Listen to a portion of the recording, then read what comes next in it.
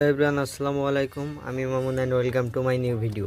আজকে আমি শেয়ার করব যে এক কবুতরের এক সময় দেখা যায় যে দুইটা ডিম পারলেও দুইটা বাচ্চা পাওয়া যায় না। এইরকম কিছু বিষয় নিয়ে আমি আপনাদের মাঝে শেয়ার করব যে কিসের জন্য দুইটা ডিমের বাচ্চা ওঠে না বা কেন ওঠে না, নরের সমস্যা নাকি মাদির সমস্যা, সকল বিষয় আমি তুলে ধরবো আজ এই ভিডিওর মাধ্যমে।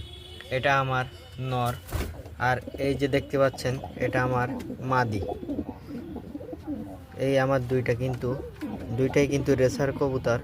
এরা কিন্তু দুইটা ডিম পাড়ছিল।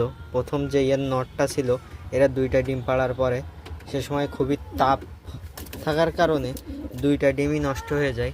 তারপরে এই নটটা কেনার পরে এরা দুইটা মিলে দুইটা ডিম পাড়ার পরে দেখা যায় যে একটা বাচ্চা ওটা আর একটা ডিম নষ্ট হয়ে যায়। কখন নষ্ট হয় এবার সেইটাই বলি। এই যে দেখেন, এই একটা বাচ্চা উঠছে, এই যে দেখেন একটাই বাচ্চা উঠছে। আচ্ছা, কখন নষ্ট হয় দেখেন আমি বলি, কখন নষ্ট হয় আমি বলি।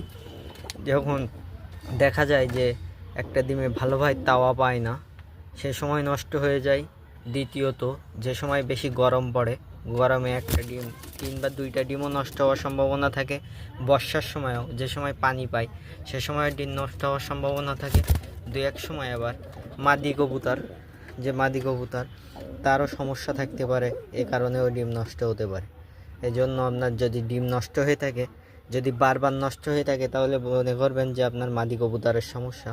আর যদি 1 থেকে 2 বার নষ্ট হয়ে থাকে, তাহলে মনে করবেন যে ভালোভাবে তাপ না পাওয়ার কারণে, অথবা বৃষ্টির পানি, অথবা বেশি রোদের কারণে ডিম নষ্ট হয়ে যাচ্ছে।